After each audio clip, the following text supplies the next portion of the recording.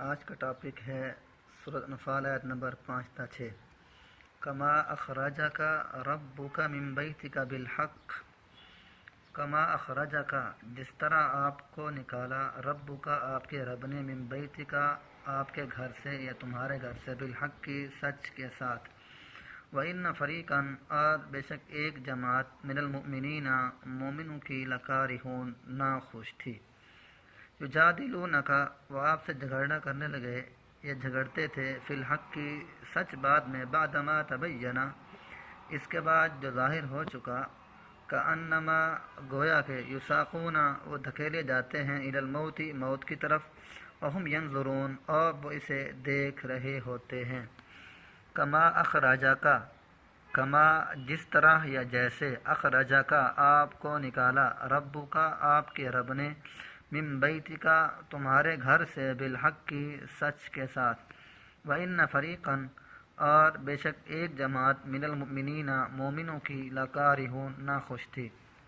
یجادلونک وہ آپ سے جھگڑتے تھے یا جھگڑنے لگے، فی الحق کی سچ بات میں، بعدما تبینہ اس کے بعد جو ظاہر ہو چکا، کأنما گویا کہ، یساقون وہ دھکیلے جاتے ہیں، الی الموت موت کی طرف، وہم ینظرون اور وہ اسے دیکھ رہے ہوتے ہیں۔ مشکل الفاظ ہیں۔ اخرجکا آپ کو نکالا، فریقاً ایک جماعت،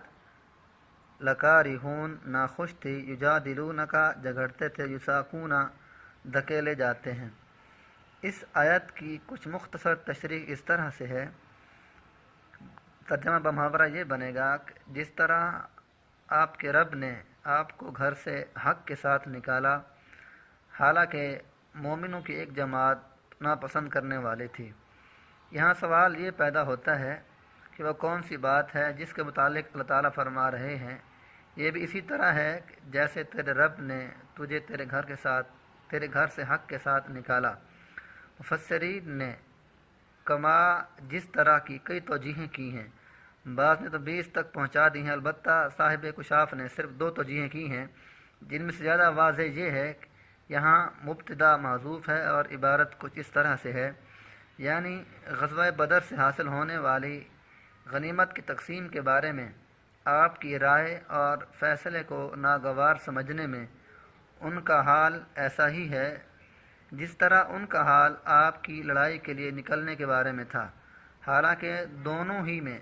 آپ کے لیے اور مسلمانوں کے لیے خیر ہی خیر تھی۔ شاہ عبد القادر رحمہ اللہ فرماتے ہیں، غنیمت کا یہ جھگڑا بھی ویسا ہی ہے جیسا کہ نکلتے وقت عقل سے تدبیریں کرنے لگے اور آخر کار صلاح وہی ٹھہری جو رسول اللہ صلی اللہ علیہ وسلم نے فرمایا، تو ہر کام میں یہی اختیار کرو کہ حکم برداری میں اپنی عقل کو دخل نہ دو۔ اب دوسری آیت یجادلونک فی الحق کی، حق سے مراد کفار کا قافلہ نکل جانے کے بعد کفار سے ہر صورت لڑائی ہے جس کا انجام فتح اور غنائم ہوگا۔ مختصراً پہلے میں بتا چکا ہوں، یہ واقعہ کچھ اس طرح سے ہے کہ سن 2 ہجری میں نبی اکرم صلی اللہ علیہ وسلم کو اطلاع ملی، کفار قریش کا ایک بہت بڑا تجارتی قافلہ ابو سفیان کی سرکردگی میں شام سے مکہ جا رہا تھا اور مدینہ کے قریب راستے پر پہنچ چکا تھا۔ آپ صلی اللہ علیہ وسلم نے مسلمانوں کی مختصر جمعیت جو کہ 300 سے کچھ اوپر تھی لے کر قافلے کے تعاقب کے لیے نکل کھڑے ہوئے۔ ابو سفیان کو آپ کے نکلنے کی اطلاع ہو گئی۔ اس نے ایک تیز رفتار سوار کے ذریعے سے مکہ اطلاع بھیج دی اور خود احتیاطاً اصل راستہ چھوڑ کر ساحل سمندر کا راستہ اختیار کر لیا۔ مکہ میں جب یہ خبر پہنچی تو ابو جہل ایک بڑا مسلح لشکر لے کر قافلے کی حفاظت کے لیے روانہ ہو گیا اور آ کر بدر میں ڈیرے ڈال دیے۔ نبی صلی اللہ علیہ وسلم کو جب اطلاع ہوئی تو آپ نے مسلمانوں کے سامنے ساری صورتحال رکھ دی کہ ایک طرف تجارتی قافلہ اور دوسری طرف قریش کا لشکر ہے، اللہ کا وعدہ ہے کہ تمہیں دونوں میں سے ایک ضرور ملے گا۔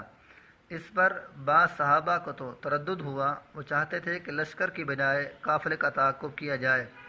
اس وقت ابو بکر، عمر، سعد بن معاذ اور مقداد بن اسود رضوان اللہ علیہم مجمعین نے